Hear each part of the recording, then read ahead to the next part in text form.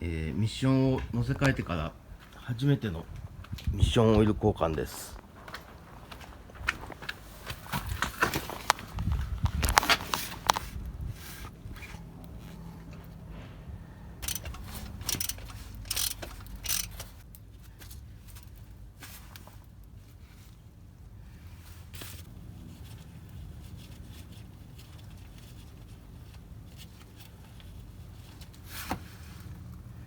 うわー、真っ黒です。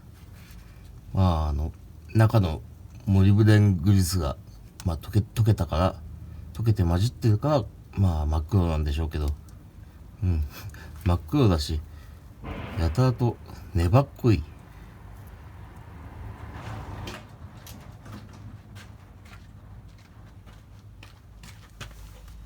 いしょ。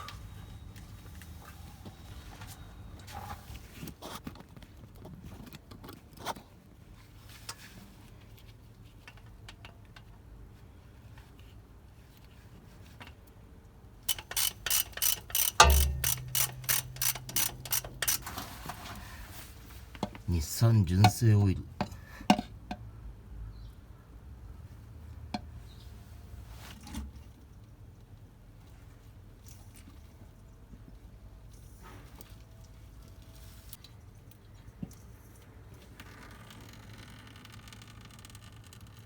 倍ですね。これで終わりか。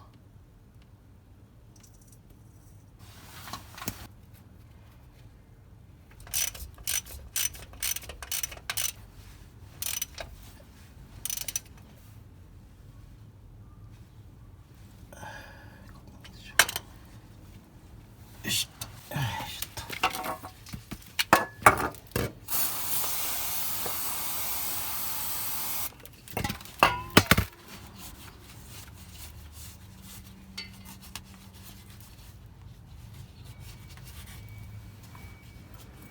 よしと。よくこんなにカップラーメン運びとんねんな。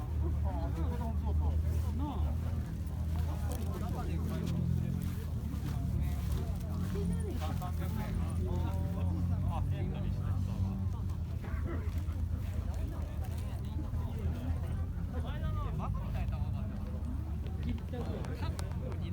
行かない？